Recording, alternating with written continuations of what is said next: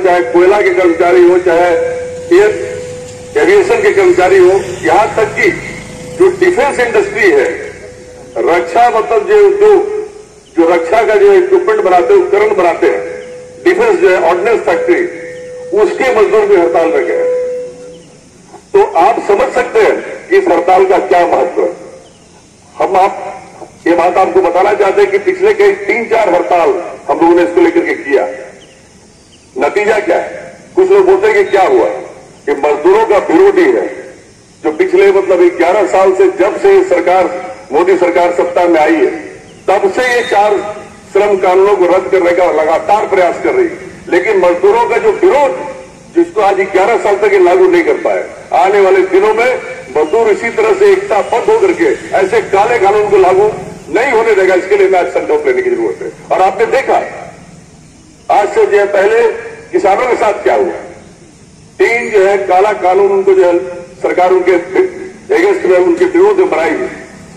750 से अधिक किसानों ने आंदोलन करते हुए अपनी शहादत दी, और शहादत के बाद वो तीनों काला कानून को वापस लेना पड़ा इसी मोदी सरकार ने। और कहा क्या कि नहीं, शायद हमारे मतलब तपस्या में कुछ कमी रह गई। अरे भैया, आप काला कानून बनाइएगा, इसमें तपस्या में क्या कमी रह गई? आज मतलब जो कानून आप बना रहे हैं, सबसे बड़ी बात, ये सरकार जो मजदूर और किसान विरोधी जो है कानून बनाती है, और मीडिया उसको मास्टर स्ट्रोक बताता है, और उसको कहा जाता है कि नहीं, मजदूर और किसान के हित में। इसी तरह से इस श्रम कानून को भी बताया जा रहा है कि ये मजदूरों के हित में है। भाई कैसे हित में? सारा चीज साफ दिख रहा है, और उसके बाद ये हित में है। तो साथियों, ये सरकार पिछले 11 साल से मजदूरों और किसानों को छलते आई है, झूठ बोलते आई है। आप सभी ने देखा होगा क्या बोला था 2016 में। मोदी जी क्या बोले थे कि 2022 को जब हम देश आजादी का 75वां सालगिरह मना रहा होगा, तो एक भी ऐसा गरीब नहीं रहेगा जिसका अपना पक्का मकान नहीं होगा। आज कितने लोगों को मकान। अब जो है उसके बाद फिर बोला गया 100 स्मार्ट सिटी हम बनाएंगे, एक भी स्मार्ट सिटी नहीं बना। ये सिर्फ जो है सिर्फ झूठा वादा मतलब जो करके मजदूरों को, किसानों के खिलाफ में जाकर के उनके परगलाने का काम मतलब जो कर रही है। और अब जो है एक नया जुमला है, अब 2022 नहीं, अब 2047 तक ये काम सब पूरा होगा। 2047 तक कौन जिंदा रहेगा, हम रहेंगे, आप रहेंगे, मोदी जी भी खुद रहेंगे कि नहीं रहेंगे, कोई नहीं जानता है। लेकिन ये एक्सटेंड हो गया 2047 तक, ये सारा काम 2047 तक पूरा होगा। इस तरह के मजदूर और किसान विरोधी और जन विरोधी सरकार कभी नहीं बनेगी। इसलिए आने वाले दिनों में मैं आह्वान करता हूं कि जो भी हम आंदोलन मजदूर हित में, किसान हित में हम आंदोलन में हिस्सा लें, इसमें आप सबों की शिरकत रहे उसमें। और आने वाले दिनों में इस कारखाना को बचाने के लिए इस क्षेत्र में फिर से जो है सुनहरा मतलब जो है वही गोल्डन पीरियड, जो गोल्डन एरा, सुनहरे पल जिसको हम बोलते हैं, उसको वापस लाने की जिम्मेदारी हम सबों के कंधे पर है। और हम सब मिल करके आपका सहयोग लेकर के फिर से जो है इस मतलब जो कारखाना को शुरू करने में और यहाँ उस तरह के मतलब रौनक को लाने में हम लोग जो है इसके लिए कटिबद्ध है। और इसका आज के दिन हम संकल्प को अपने दोहराते हुए अपनी बात समाप्त करते हैं। और एक बार आप सबों से कहते हैं कि आज के इस दिवस पर नारा लगाए, मजदूर एकता जिंदाबाद, मजदूर एकता जिंदाबाद।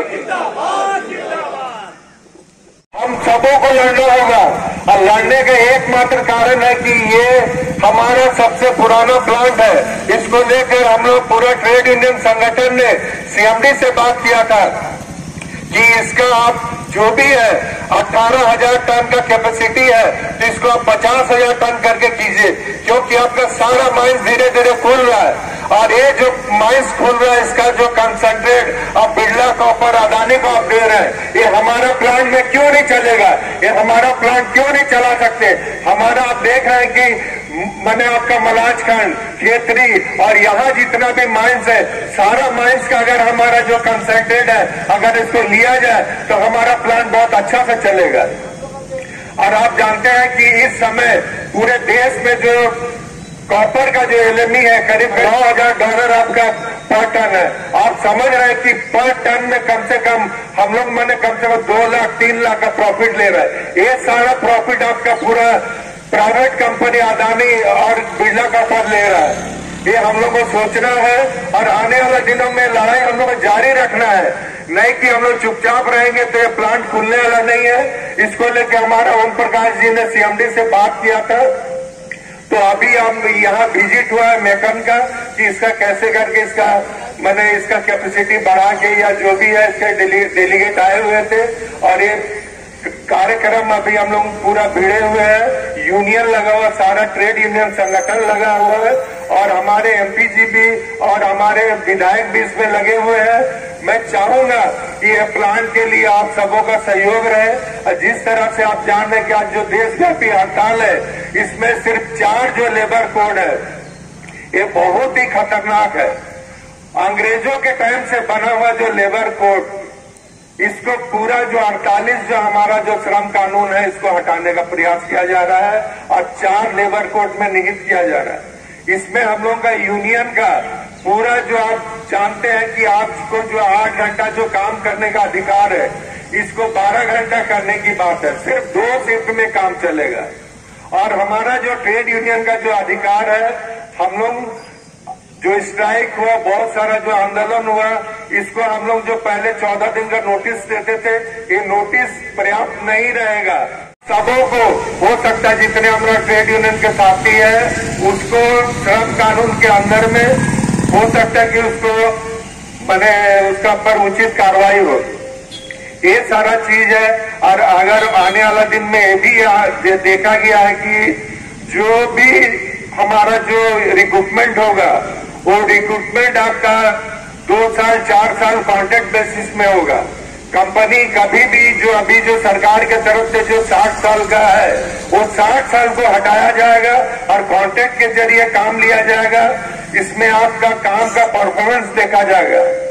जैसा कि आप देख रहे हैं कि आप लोगों के अंदर में ये चीज को आपको सोचना है, आने वाला दिन बहुत ही खराब स्थिति है, हायर एंड फायर की स्थिति है। जो भी हमारा जो वर्कर से अगर कुछ गलती होता है तो उसे तुरंत हटा दिया जाए तत्काल में, उसका ऊपर जो भी कार्रवाई मैनेजमेंट कर सकता है। तो ये सब जो लेबर कोड जो आपके बीच में है बहुत ही मैंने खतरनाक है, इसको हम लोगों को बचाना होगा और हम लोग सरकार से ही निवेदन करते हैं कि जो 4 जो लेबर कोड है इसको तुरंत मैंने हटाया जाए और जो हमारा श्रम कानून जो 48 चल रहा है उसको रखा जाए। जो भी हमारा श्रमिक संगठन है उसको जो मौलिक अधिकार है लड़ने का वो सारा मिलना चाहिए, क्योंकि आने वाला दिन में जो भी ट्रेड यूनियन संगठन को खत्म किया जा रहा है कि ताकि हमारा जो जितने भी प्राइवेट सेक्टर फलता फूलता रहे और कोई भी डिमांड कोई भी ट्रेड यूनियन संगठन नहीं करे। मैं अधिक समय नहीं लेना चाहता हूं, आप सबों के बीच इतना ही कह